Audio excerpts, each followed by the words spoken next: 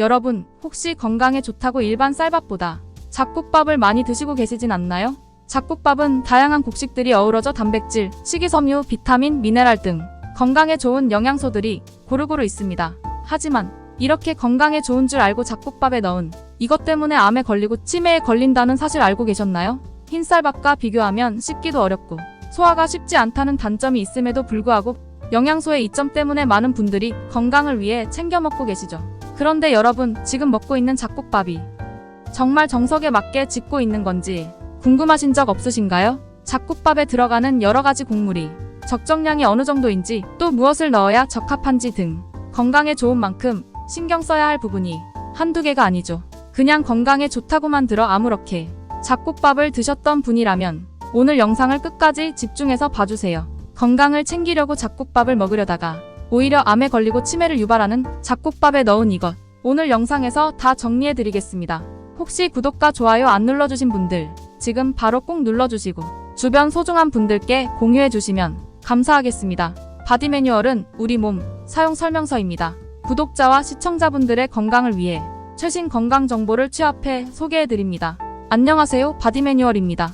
과거에는 흰쌀밥을 먹고 싶어도 여유가 되지 않아 어쩔 수 없이 잡곡밥을 선택하던 시절이 있었습니다. 그러나 요즘에는 오히려 흰쌀밥 대신 건강을 챙기는 잡곡밥 선호도가 높아졌는데요. 특히 당뇨를 예방하고 관리하기 위해 잡곡밥을 자주 드시는 분들이 많으시죠. 혈당 관리에 잡곡밥이 좋은 이유는 잡곡밥이 가지고 있는 특별한 식이섬유가 있기 때문인데요. 바로 수용성 식이섬유입니다. 잡곡밥에 있는 수용성 식이섬유는 소화를 지연시켜 영양소의 급격한 분배를 막아 혈당 상승을 억제하고 혈당 수치를 안정화시키는 데 매우 효과적입니다. 이뿐만이 아닙니다. 수용성 식이섬유는 나쁜 콜레스테롤을 배출하고 당질의 소화와 흡수를 도와 혈당 수치를 안정화시키기 때문에 당뇨 관리에 탁월한 음식입니다. 또 잡곡밥에는 베타글루칸이라는 성분이 정말 풍부한데요. 베타글루칸은 면역의 최강자라고 불려도 손색이 없을 만큼 면역력을 향상시키는 데엔 최고입니다. 심지어 암세포를 직접 공격하는 기능도 있다는데요. 지금 알아보겠습니다. NK세포는 선천 면역을 담당하는 백혈구의 일종으로 자연살의 세포라고 불립니다. 바이러스에 감염된 세포나 암세포를 직접 공격해 없애며 면역 반응을 일으키는 물질인 케모카인, 사이토카인을 분비하여 암 예방은 물론 항암 효과, 면역력 강화 등 건강을 위해선 필수 세포입니다. 그런데 베타글루칸이 NK세포의 활성화를 유도하는데 여기서 주목해야 할 점이 있습니다. 뉴트리션 리서치 앤 프랙틱스에서는 베타글루칸을 섭취했을 때 NK세포 활성 수준이 유의미하게 더 높았다는 결과를 보고한 논문을 소개했습니다.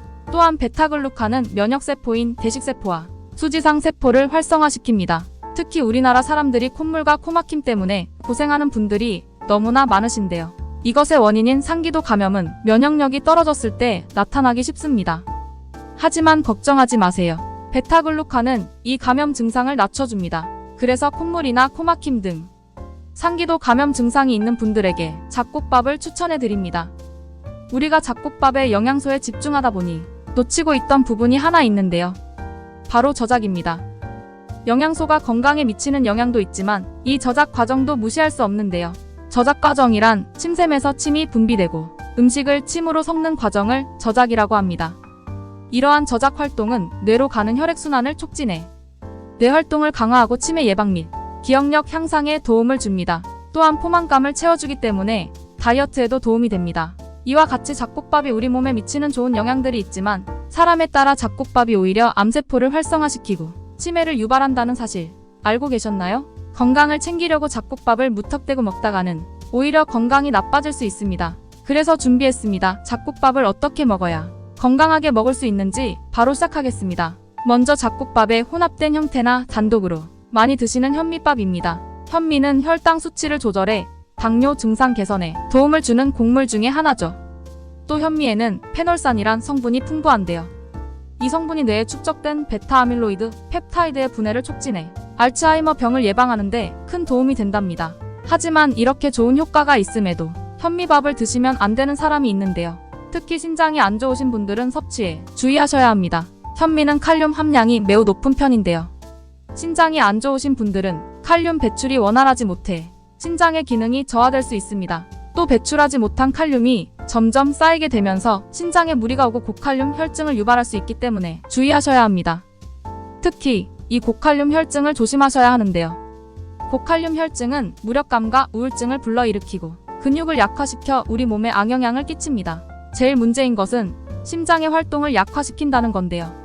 심장을 약화시켜 심부정맥이나 심장마비 등을 일으킬 수 있습니다. 또 현미에는 독성이 높은 무기비소의 농도가 제법 높은데요. 이 무기비소가 몸에 축적되게 되면 신경계에 이상이 생기거나 암을 유발할 수 있기 때문에 재료로 사용하신다면 적정량을 사용하시는 것을 추천해 드립니다. 다행히 무기비소는 도정 과정에서 대부분 제거되지만 현미는 백미보다 도정 과정이 적어 무기비소의 농도가 2배 정도 높습니다. 하지만 무기비소를 너무 걱정하진 마세요. 무기비소를 99.9% 없앨 수 있는 방법을 지금 소개해 드릴 테니까요. 무기비소를 없애는 방법은 그리 어렵지 않아요. 물이 담긴 그릇에 현미를 넣고 물을 갈아가며 여러 번 헹궈주면 되는데요. 준비한 현미의 양보다 6배 많은 양의 물을 넣고 2시간 이상 불리시면은 남은 무기비소의 양이 상당하게 줄어들게 됩니다. 만약 시간이 너무 오래 걸린다 싶으시면 1시간도 괜찮습니다. 당연하지만 불리기 위해 사용되었던 물을 밥을 지을 때 같이 넣으면 절대 안 된다는 거 알고 계시죠? 밥을 지을 때에는 새로 물을 갈고 나서 지어야 합니다. 두 번째는 보리인데요. 보리 역시 혼합으로나 단독으로도 많이 드시는 인기 있는 잡곡 중에 하나죠. 보리는 판토텐산이 풍부한 잡곡류입니다. 이 판토텐산이 체내에 점점 쌓이게 되면 아세틸콜린이라는 신경 전달 물질이 많이 생성되는데요. 이 아세틸콜린이 알츠하이머병 치매 환자들이 거의 가지고 있지 않다는 연구 결과가 있습니다. 쉽게 설명하자면 이 아세틸콜린이 많이 있어야 알츠하이머 병을 예방할 수도 있다는 겁니다. 그러나 한 가지 주의해야 할 점은 보리는 찬성질의 음식이라는 건데요.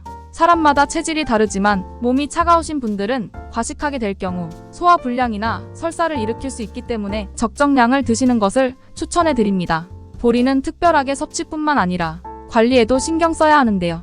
오래된 보리를 섭취하게 될 경우 독성 물질인 아플라톡신이 생기게 됩니다. 설마 돈 한 푼 아끼려고 유통기한 조금 지나도 괜찮겠지? 라는 생각으로 드시는 분들 계신가요? 관리를 하지 않은 보리를 그냥 먹게 됐다가 간암을 일으킬 수 있기 때문에 오래된 보리는 미련 없이 버려주세요.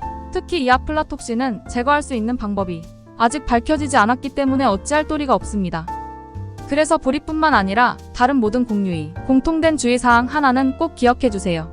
보리를 포함한 모든 곡류를 보관하실 때 밀폐된 공간에 습도가 없는 곳이나 냉장고에 보관해 주시길 바랍니다. 곡류는 일반적으로 오래 보관하기 때문에 세균이 번식하지 않도록 관리하는 게 중요해요. 또한 처음에는 괜찮던 곡류에서 숨어있던 벌레가 나올 수 있기 때문에 곡류를 꺼낼 때 쌓여있는 곡식을 안쪽에서 퍼 올리며 종종 순환시켜주는 게 좋습니다. 마지막은 검은콩입니다. 검은콩은 안토시아닌이 풍부해 활성산소를 제거하는데요. 이 활성산소가 만병의 근원이라 불릴 정도로 위험합니다. 활성산소는 세포 산화를 통해 암, 고혈압, 당뇨 등 각종 질환과 노화를 불러일으키기 때문에 제때 제거하고 관리해야 합니다. 이 활성산소 제거에는 검은콩이 제격이죠. 하지만 검은콩에는 재밌는 성분이 하나 있습니다. 바로 이소플라본인데요. 이소플라본은 갱년기 증상을 완화하고 폐경기 이후 일어나는 각종 후유증이나 부작용을 완화하는 데 효과가 있습니다. 이뿐만 아니라 암세포 증식에 관여하는 효소의 작용을 억제해 항암 효과도 가지고 있답니다. 그렇다고 마냥 좋은 건 아닌데요. 주의하셔야 할 분이 있습니다.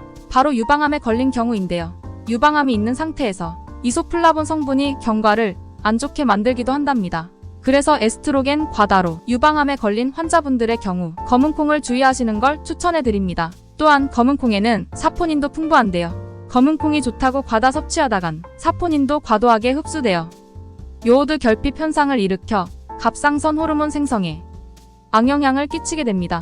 이는 갑상선 기능 저하증을 불러일으키죠. 또 사포닌을 지속적으로 섭취하게 될 경우 적혈구 세포막을 파괴시켜 철분 배출이 유도되어 빈혈이 생길 수 있습니다. 검은콩은 건강에 좋긴 하지만 평소에 빈혈이 있는 분이라면 검은콩의 과다 섭취는 주의하셔야 합니다. 오늘은 이렇게 잡곡밥에 주로 들어가는 재료들을 하나하나 자세히 살펴보면서 효능과 부작용에 대해 알아보았는데요. 부작용만 본다면 세상 천지에 먹을 것이 없네 라는 생각이 드실 수 있습니다. 이 영상에서 설명드린 내용은 섭취할 때 생길 수 있는 부작용을 알려드리고 특정 질병이 있을 때 섭취 시 주의하셔야 하는 내용입니다. 그렇기 때문에 너무 특정 곡식만 많이 넣어서 과다 섭취하는 것은 부작용을 초래하기 때문에 주의하셔야 해요. 그리고 잡곡밥을 먹는 이유 중 하나인 식이섬유도 많이 먹으면 오히려 부작용을 일으키게 되는데요. 식이섬유는 장내의 나쁜 노폐물들을 밖으로 배출시키는 역할을 하지만 과다 섭취하게 되면 소장에서 비타민, 미네랄 같은 좋은 영양 성분도 같이 배출시키기 때문에 주의하셔야 합니다. 골다공증이나 빈혈을 유발하고 영양분 흡수율이 떨어져 어린아이의 성장에 치명적일 수 있습니다. 또 소화 기능이 약한 어린이나 노년층의 경우에는 잡곡밥보다 흰쌀밥 혹은 9대1 정도의 잡곡 비율로 밥을 지어 드시는 것을 추천해 드립니다. 또한 식이섬유는 주변의 수분을 흡수해 팽창하는 특징이 있는데요. 과도한 섭취는 장내 수분 부족을 일으켜 변비가 생길 수 있습니다. 그래서 식이섬유를 많이 드신 날에는 그에 맞게 수분 섭취도 늘려주시면 좋습니다. 마지막으로 오늘의 영상을 정리하자면 1. 현미는 알츠하이머병 예방에 좋지만 신장이 안 좋으신 분은 섭취 시 주의하셔야 합니다. 2. 보리는 치매 예방에 좋지만 관리하실 때 밀폐된 공간, 습도가 낮은 환경에서 관리 및 보관하는 게 중요합니다. 3. 검은콩은 항암 효과도 좋고 활성산소 제거에도 좋지만 유방암이나 빈혈이 있는 분들의 경우 주의하셔야 합니다.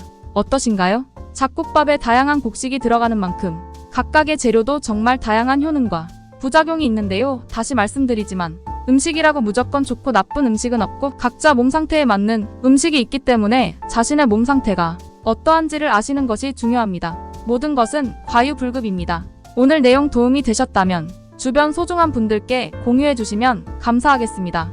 구독과 좋아요는 영상 제작에 큰 힘이 됩니다. 영상 끝까지 시청해 주셔서 감사합니다. 이상 내 몸 사용 설명서 바디 매뉴얼이었습니다.